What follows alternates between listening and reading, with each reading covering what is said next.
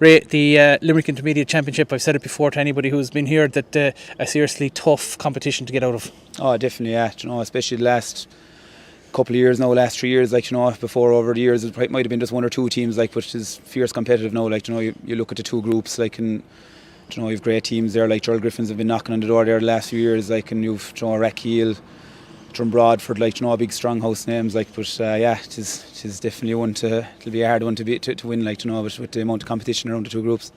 I suppose, look, we mentioned the group earlier, and a very, very juicy local tie with neighbours that are only a few kilometres or miles back the road in Glynn, so that promises to be quite a derby. Oh, definitely, yeah, that's for sure. Yeah, it'll be only, as you say, a stone's throw. Actually, we'll be looking forward to that. Obviously, as a fixture, you can't beat local derbies like that. And Glynn, Glynn have always produced good football teams over the years. And they're a very, very tough team to meet. And try to get over the line against them. We'll be really looking forward to that one when the draw was made. That was the one really that definitely stood out. Quite a lot of involvement in this competition along that N69 when you look at from Fines, Gerald Griffins and Glynn. Yeah, there is definitely, yeah, to be big bragging rights anyway if any of the three teams there came out to win it, but sure, look, that's the beauty of it, you look forward to playing games like that, as I said, ourselves and Gerald Griffins as well, only over the road, and there's been, with our own club over the years, there's been big rivalries going back through the 80s there, 90s and stuff, so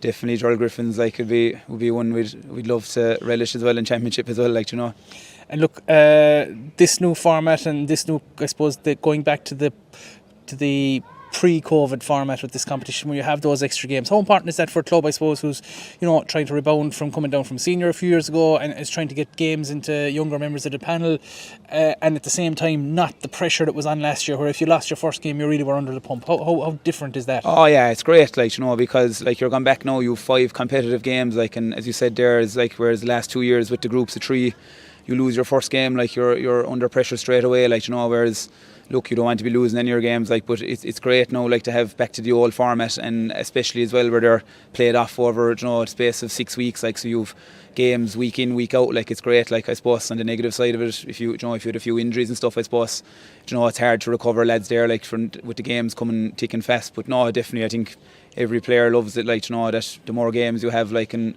playing in the summer and stuff and everything, it's definitely one we as players we definitely prefer, the more games the better. I suppose, look, there obviously with how, like you said there, when you go 5 weeks on the bounce, important to put down the foundations of that pre-season work now so that you can kind of play, recover, train when the competition starts off. Oh yeah, definitely, and as you say, with injury, a massive part of the game now today is the conditioning of players, and that goes a long way, we kind of introduced it ourselves this year as a club, with a lot of gym work there we did in the months of January and February, and it's more so kind of injury prevention as well, and lads, you need to look after yourself off the field too, and that'll stand you, when games like that come thick and fast, you need to be in the best shape you can be for that, or else, you'll pull up with niggles or injuries like that, so no, it's definitely a massive part of the game today, especially the last couple of years. You see clubs are investing in gym equipment now and stuff and everything, I suppose. So it's definitely a big part of the game today. I suppose, look, looking forward to starting a club championship midsummer, this kind of weather. As a club player, do you relish that, knowing that you'll be finished hopefully in the summertime as well, rather than starting in September and mucking around in mid-October? That's it, yeah. Well, we'll be there in mid-October anyway. If you're there in mid-October, you're in the business end of it. But yeah, definitely, I think the split season definitely benefits club players massively. You want to be playing in great weather like this, and Saturday evening games, so it's great, alright. It's definitely a way better format compared to the old format a good few years ago. You'd have the first 2 rounds in March and April, and you had that 3-month break. It was kind of, it kind of killed teams that had a bit of momentum, so, and that's what it is too. The team that'll gather the most momentum game after